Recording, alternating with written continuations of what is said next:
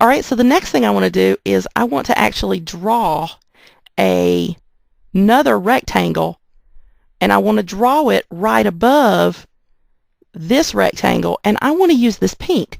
So this lovely thing right here, the color picker, we're going to click that, and we go back over to the background, which is where the pink is, and we click right on the pink, and it's going to show us right down here that pink, and that's what I want. So I want to go, after I go to the background to choose the color, then I want to go back to layer 2, and I want to click Tools, Draw Another Rectangle, and I'm going to draw another rectangle, just a small one, because I just want to like a stripe right above, and I'm going to draw that rectangle, moving it all around there, draw that rectangle all the way across, and when I let it go, I'm going to click the paint bucket, and I'm going to paint pink, and I painted it pink, and it matches that pink perfectly because I picked the paint color. Alright, so now we're ready to do the next step, which is to put our frame right in the middle to put our business name.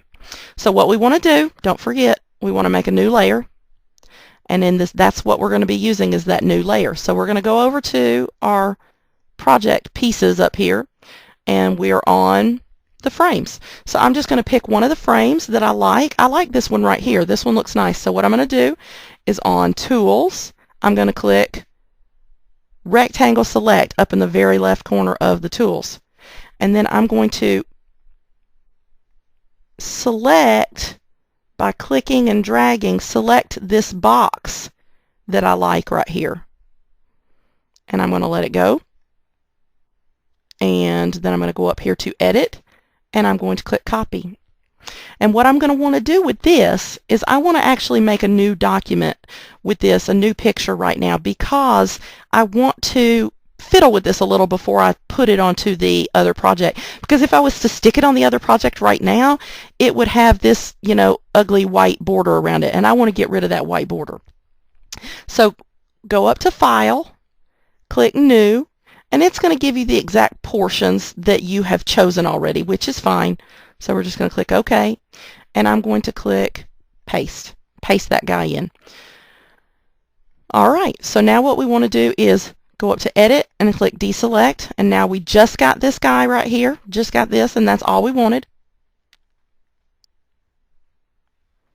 Okay, so now that we've pasted this little guy in a new little picture, what we want to do is we want to come up here and go to the Image, Canvas Size, Image, Canvas Size, and I want to make this a little bit bigger, because what I'm going to do is I'm going to actually put an oval around this.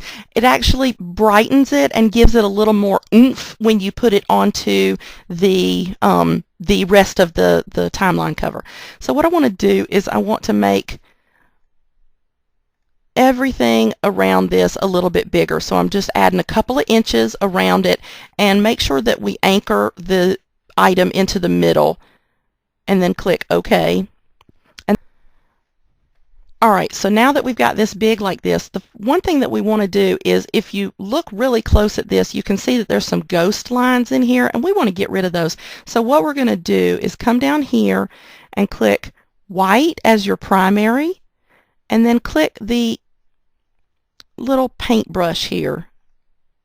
And what we're going to do is make the brush bigger a little bit. You can see when you come down here, when you click the brush, the plus sign here on the brush width, and it makes the brush bigger. And what we're going to do is right here, I can see a little bit of that. And then right here in the middle, I can see a little bit of these ghost lines. I want to get rid of those. If your image doesn't have little ghost lines, that's okay. Then you don't even have to do this. But mine has a little bit of a ghost line around the edging from probably from when it was on that big page with the other ones. And so I just want to get rid of those little ghost lines here and there. Alright, so I got rid of them.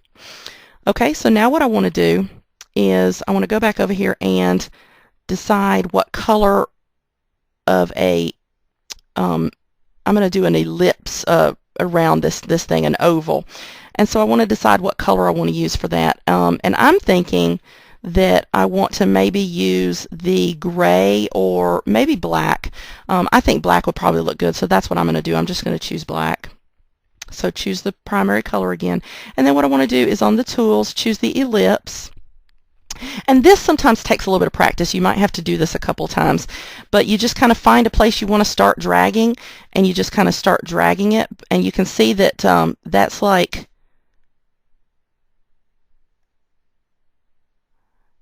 that's not too bad actually. I kind of like that. So what I'm going to do with that is actually the brush width is way too big, so I'm going to take the brush width down here.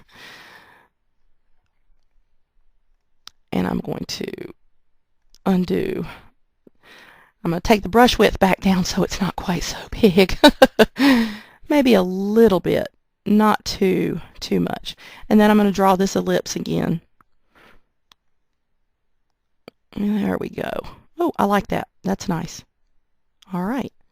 So when I have that, and I have it the way I like it, which I do. I like that very much. So now what I want to do is around this outside, I think that it would look really nice to have maybe either the gray or the pink around that outside part. So I think what I'm going to do is I think I'm going to go back over here to this, and I'm going to go to the background, and I'm going to do a color picker on my tools, and I'm going to click the pink. And see, now it shows up the pink here. So we go back to this guy, and I'm going to do fill in, and I'm going to do the fill in pink right here. Ooh, I like it. I like that a lot. Okay, so I really like the way that looks. I wonder if it would look good just on this outer edge right here if we did that gray that is in this over here. So I'm going to go back, and I'm still in there, and I'm just going to do the color picker again, and I'm going to do the gray from this. All right, so now I've got the gray right there. So I'm going to go back to this, and I'm going to do fill in color, and make sure you're very, very careful when you do this that you do just the outer portion. You make sure that that little X is just in that outer portion, otherwise it'll color the whole inside gray. Ooh, I like it. See, now it's got several layers of color there. It looks really good. I like it a lot.